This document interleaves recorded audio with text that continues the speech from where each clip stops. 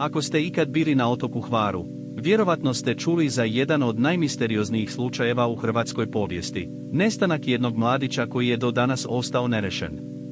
Na kraju ću vam pokazati kako su istražitelji pokušali rasvijetliti ovaj slučaj, ali sada ću vam predstaviti detalje koji će vam otkriti istinu iza ove tragične priče, a ja sam autor ovog kanala Trag tame.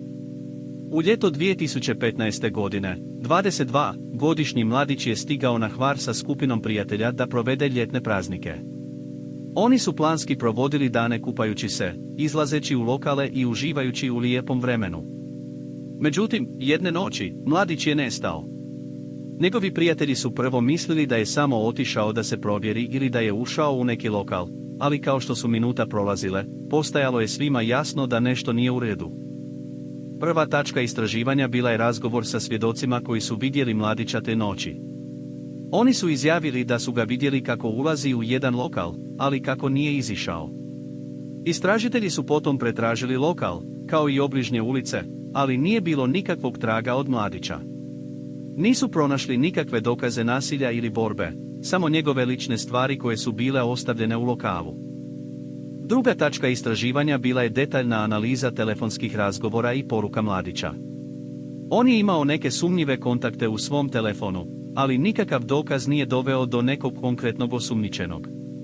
Istražitelji su također pregledali snimke sa sigurnosnih kamera u gradu, ali one nisu pružile nikakvog jasnog dokaza o tome što se dogodilo s mladićem.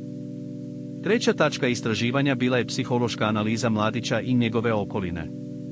On je bio poznat kao miran i stabilan mladić, bez ikakvih posebnih problema ili neprijatelja. Međutim, istražitelji su otkrili da je on imao neke osobne probleme i da je bio pod pritiskom u posljednje vrijeme. To je dovelo do pitanja da li je mladić možda sam odlučio da nestane ili da se sakrije od svog života. Kao što smo vidjeli, slučaj nestanka mladića na Hvaru je kompleksan i misteriozan.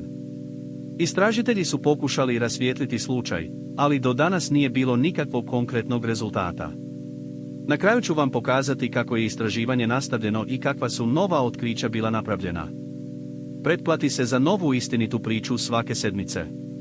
Zaprati Trag tame i uključi zvonče.